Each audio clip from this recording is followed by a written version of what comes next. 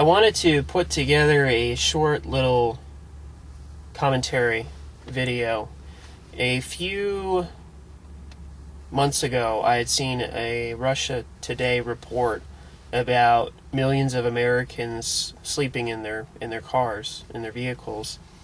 And in my transition of coming up here to northwest Montana, I had brought my minivan with me.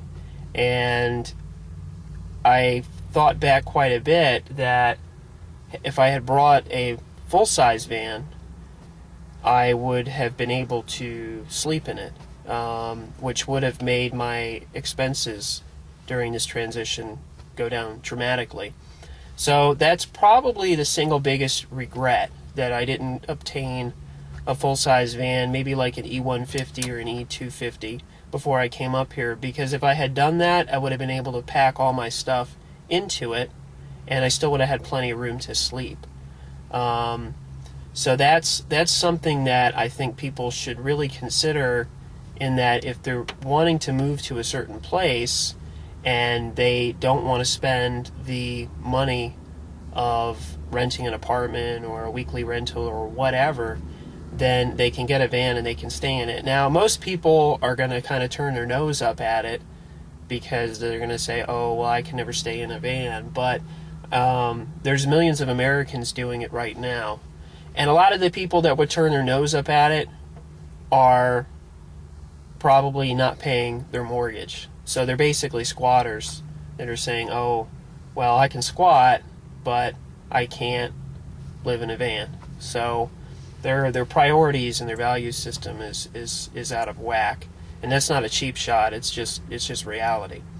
So, one of the things that I would also suggest is that get a full-size van over a minivan, just because you're going to get probably maybe 30, maybe even 40% more cubic feet of volume, of area with full size than you would over a minivan. And the engine is going to be bigger in a full-size van typically.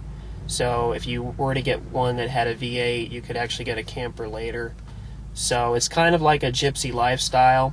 But for those that really want to get out of the cities and they can't really, go to, another area and then have enough money together to get another place, a van, in my opinion, is the next best thing. So those are just some thoughts to consider, and I just wanted to share that with my viewers. So if you're trying to get out of where you are, especially if you're in a major metro area because you're worried about societal breakdown or something, a van is definitely one of the best options.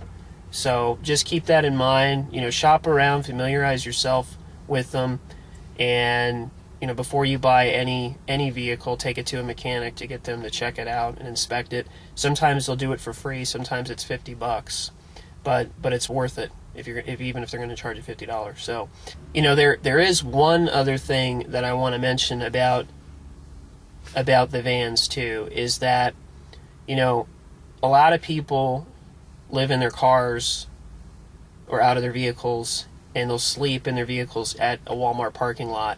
And from what I understand, what I've been told from some Walmart employees and from some other people, is that you can stay in a Walmart parking lot for up to 3 days.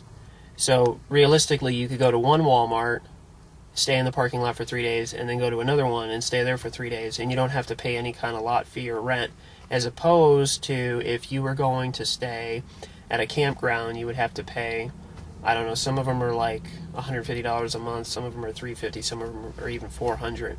So that's one way to keep your expenses really low, because a single person could, realistically, they could live in a van and bounce back and forth between parking lots and probably live on maybe $300-400 a month.